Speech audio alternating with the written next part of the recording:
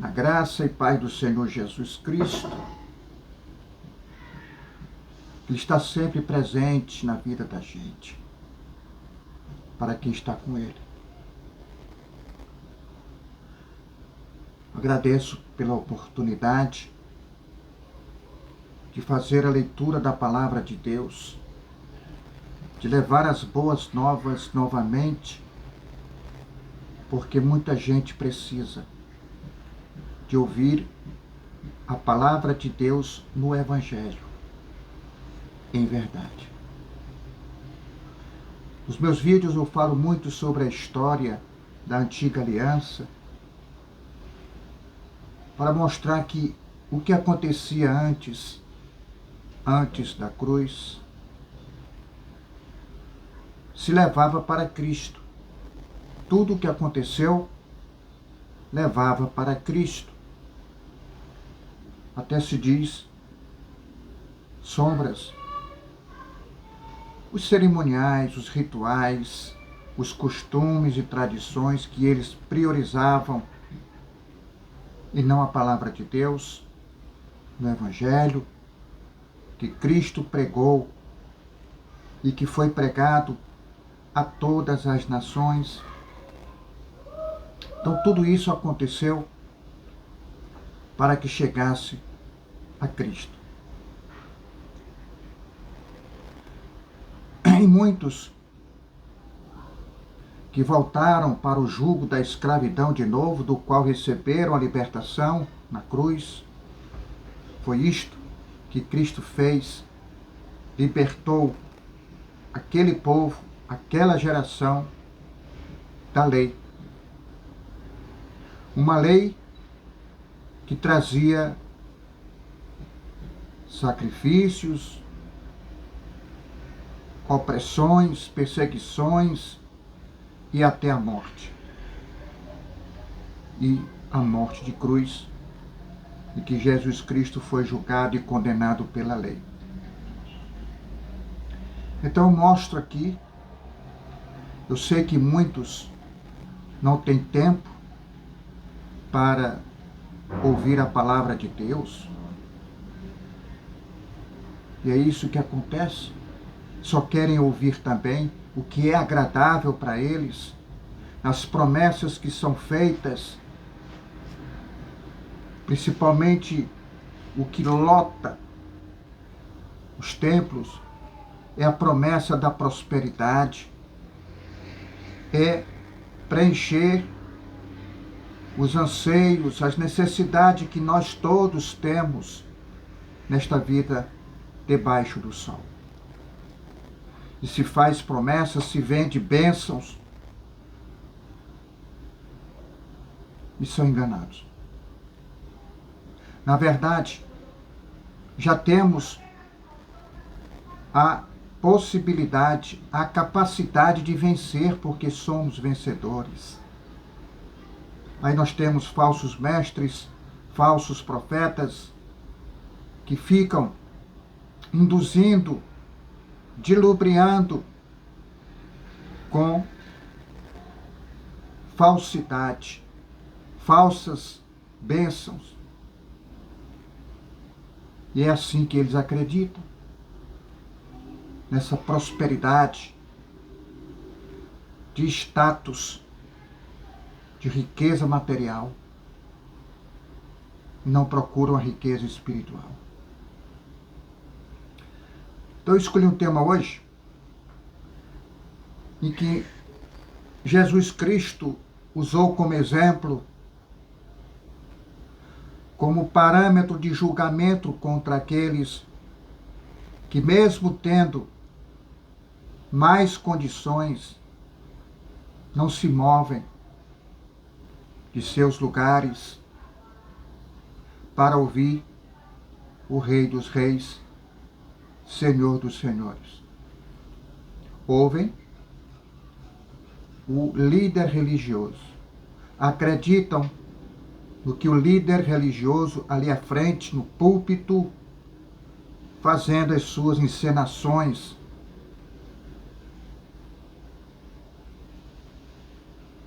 e batem palma.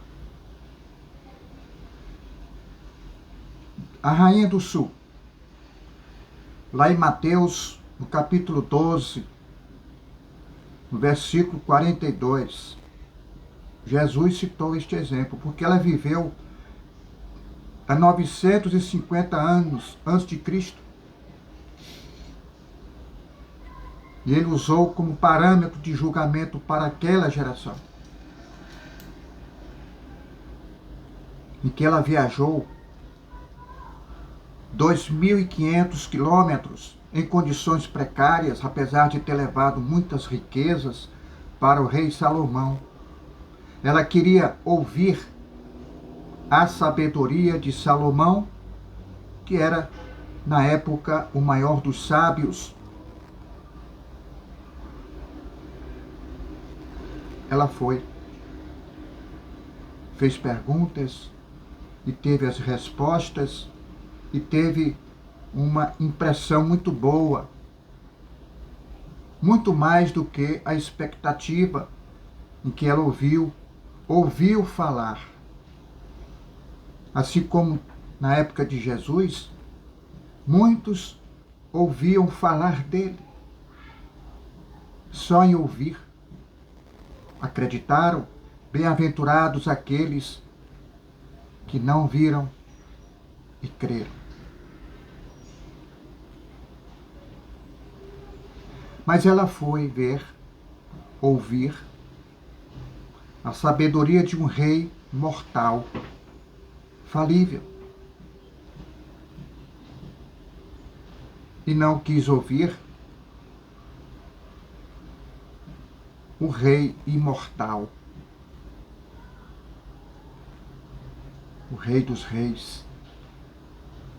Muitos não se movem, ou então não querem ouvir. Como eu disse, só querem ouvir o que agrada. Na questão da prosperidade, promessas vãs. Mas é claro que queremos ouvir coisas boas.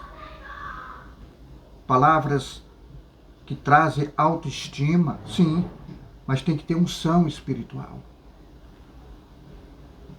Nós temos que trazer, reacender o Espírito Santo que está dentro de nós. Não apenas promessas que não se cumprem.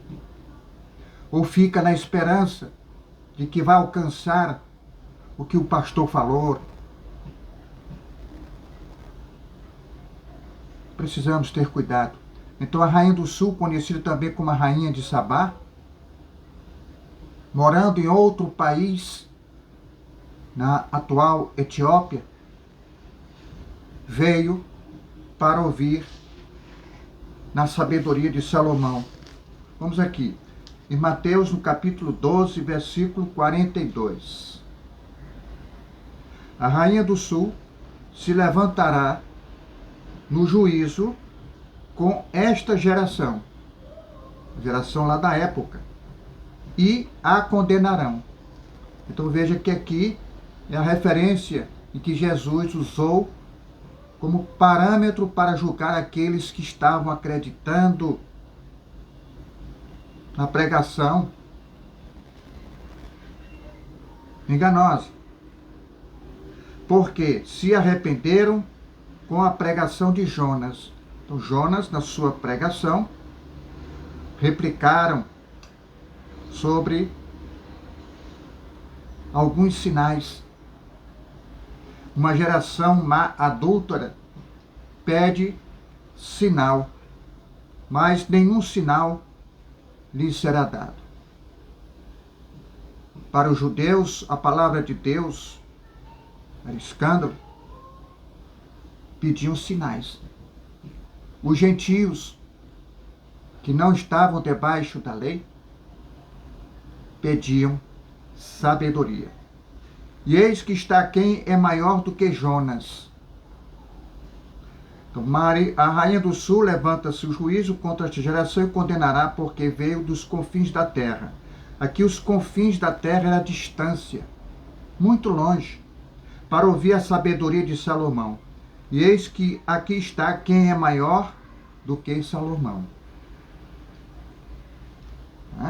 Lá em 2 Crônicas também faz um comentário. Em 2 Crônicas, vamos aqui para 2 Crônicas, no capítulo 9, versículo de 1 a 8.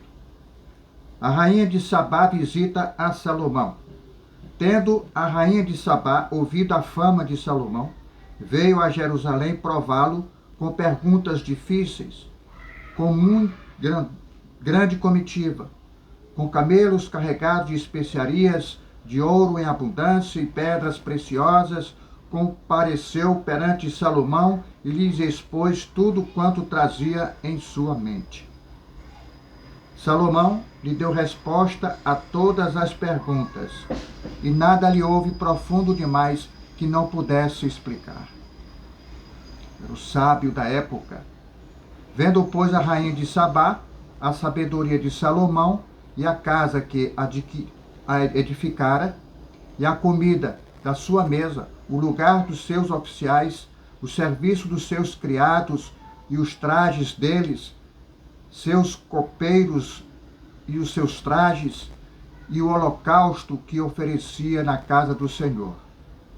Os holocaustos que aconteciam, ficou como fora de si, e disse ao rei: foi verdade a palavra que a teu respeito ouvi na minha terra e a respeito da tua sabedoria. Eu, contudo, não cria no que se falava, até que vim e vi com os próprios olhos, sobrepujas a fama que ouvi. Felizes os teus homens, felizes estes teus servos que estão sempre diante de ti e ouvem a tua sabedoria. Bendito seja o Senhor teu Deus, que se agradou de ti para te colocar no seu trono como rei para o Senhor teu Deus. Porque o teu Deus ama a Israel para o estabelecer para sempre, por isso te constituiu rei sobre ele, para executares juízo e justiça. Então ela também faz aqui um tributo a Deus sobre a posição do rei Salomão para justiça e justiça de juízo. Então veja que ela passou a ficar em admiração pelo que estava ouvindo e vendo. É o que acontece muitas vezes, as pessoas passam a acreditar no que está ouvindo e vendo, sendo que na época existia muito a condição de fazer, de ver, para ter fé. Por isso tinha os cerimoniais, para poder trazer para o povo a fé pelo que ver. E a fé não é pelo que ver, é pelo que ele crer, é pela sua consciência, não por sentimentos.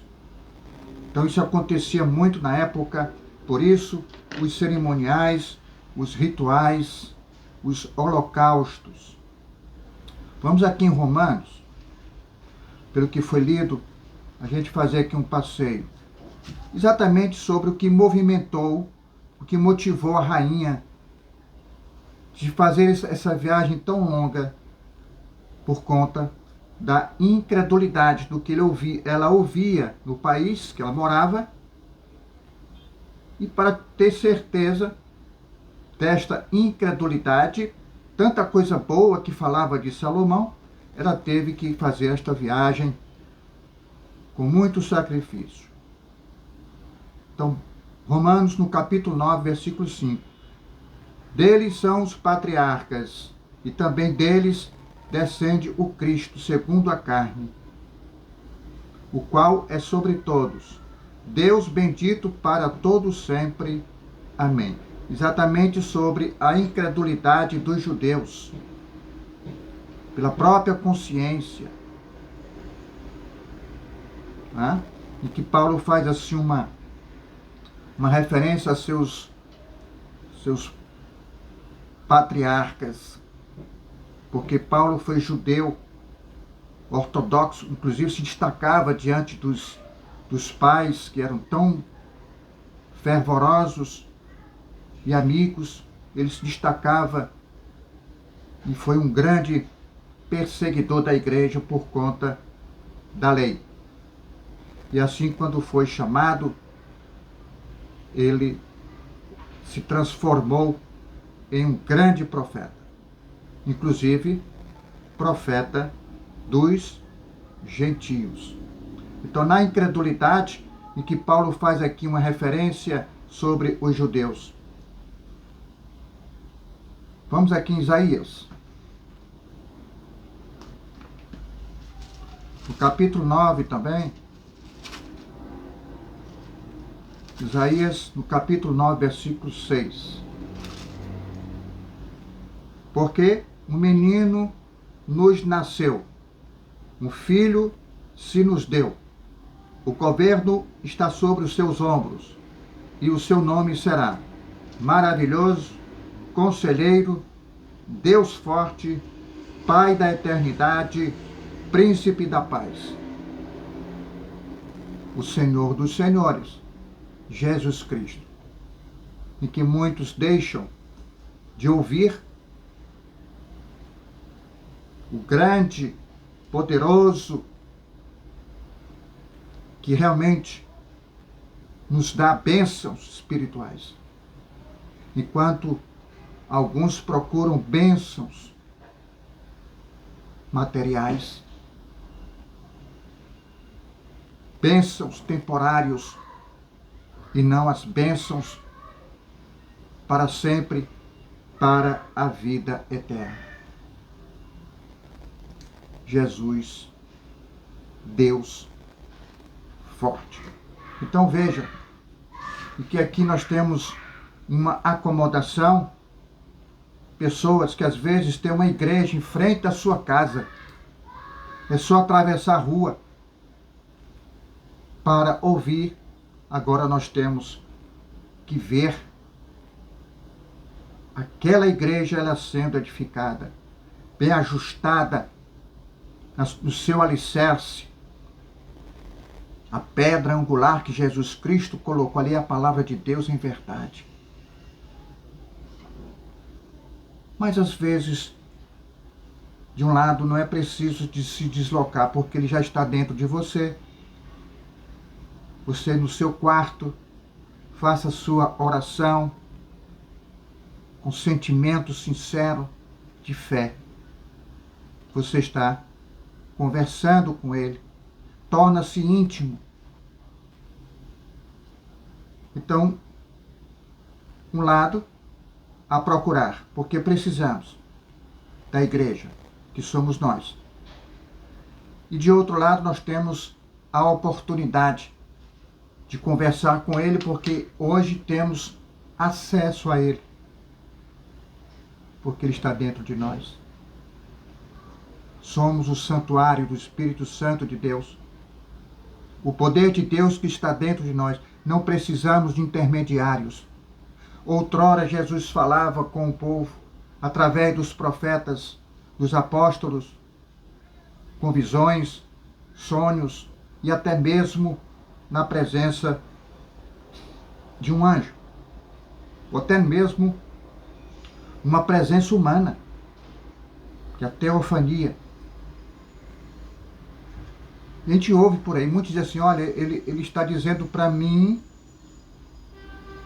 eu estou ouvindo aqui ele dizer para mim, para dizer para você. Quer dizer, ele está se colocando como intermediário, uma pessoa que tem esse prestígio de ouvir a palavra de Deus e você não. Então, outrora, Deus falava por mediadores. Até Jesus não falava por si. Deus, Pai, colocava palavras para que ele falasse. Ele mesmo disse isso. Não fala por mim. Agora, se existe pessoas ungidas que acontece, mas são poucos. Porque hoje ele está dentro de nós. Não precisa de mediadores. Jesus foi mediador entre Deus e a igreja que somos nós. Amém? Então sejamos coerentes, verdadeiramente a saber que a palavra de Deus, ela transforma, resgata, regenera para um novo homem, uma nova criatura, porque estamos na graça. Nós fomos libertos da lei que condenava, uma lei que coloca fardos pesados, obrigações, e você fica numa penitência, numa condição de submissão à doutrina da igreja dos homens, fundadas por homens, que na verdade só temos a igreja verdadeira, a igreja de Cristo, do qual ele fundou. A pedra angular é a palavra de Deus em verdade. Sejamos conscientes, porque a fé pela consciência, que é imutável, ela não muda. E é exatamente nisso que precisamos nos alicerçar. Essa consciência limpa, cristalina, em que ele disse: imprimirei na sua mente, inscreverei no seu coração os meus mandamentos, que se resume no amor. Amor a Deus e amor ao próximo. Que Deus abençoe a todos e que a cada dia cresça fé em fé, possamos transformar vidas, pessoas que estão aí decaídas da graça de Cristo. Mas com fé há uma esperança, porque precisamos evangelizar, levar as boas novas novamente, para tentar resgatar estes que estão aí, de novo, escravos da lei. Que Deus abençoe a todos. Amém.